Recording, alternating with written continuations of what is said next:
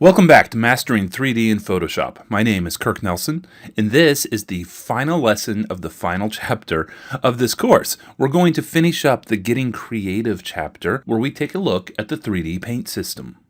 For this lesson, we will be using a model from archive3d.net. That's this Rhino 3D model. This is an absolutely free model. It's one of those ones that's provided through those Photoshop links. Unfortunately, because of the terms and usage agreements, I cannot distribute this to you, but you can go in and download it for yourselves. Like I said, it's absolutely free. There's no cost to it at all. It's archive3d.net.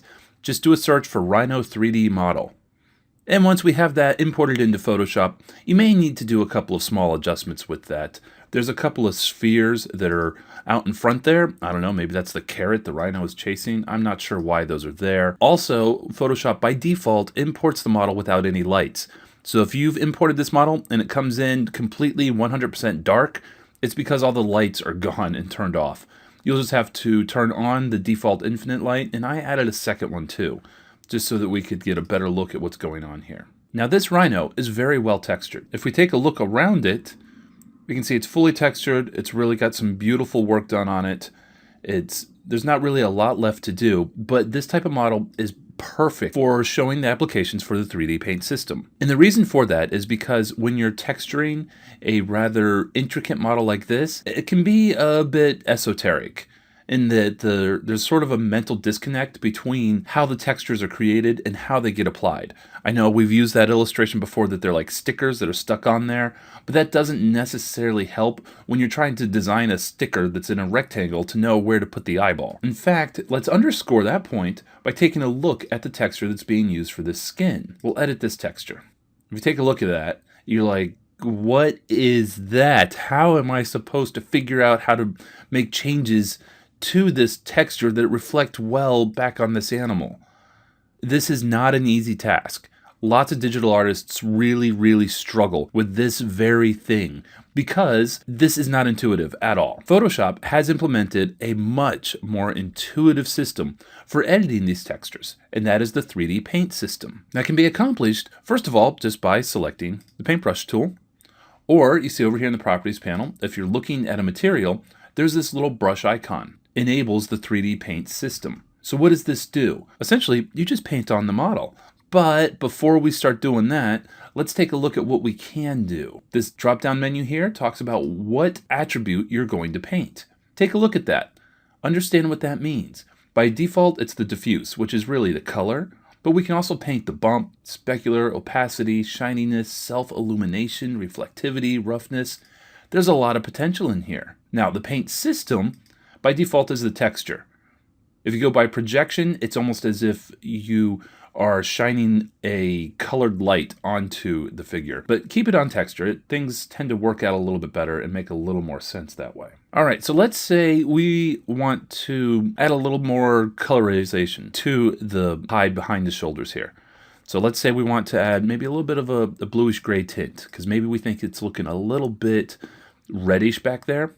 We'll add a little bit of gray. So we'll pick our color, we've got our brush, and we can just start adding that in. Whoa, that comes in really strong. So we undo it, pull it back a little bit on the opacity, and we start working through it again.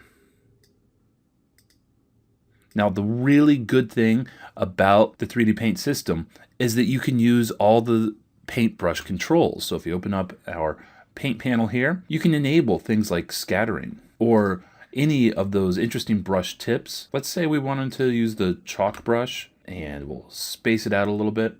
And one of my favorite things about this is that you can enable the pen pressure. So you can actually use your Wacom stylus that I've used for almost all of my artwork. So now I can use my stylus to go in and very gently paint in the areas that I'd like to see. Sometimes there can be a lag depending on your system and how heavy the model is. My system seems to generally handle this okay, except when I'm trying to do screen recordings, apparently. Let's add some darker areas. And also, let's tumble it around a bit, just to show that, yes, we're painting actually on the sides of that rhino.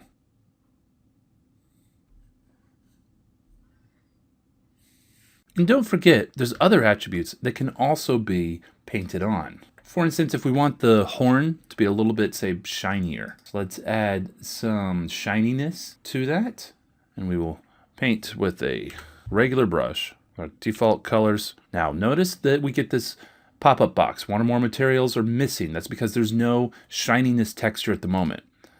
So we will create it.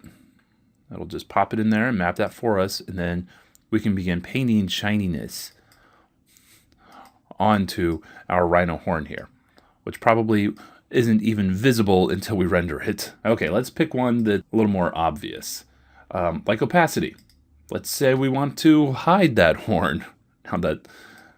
So again, we create a new material, and the white would actually be opaque, but the black would be transparent.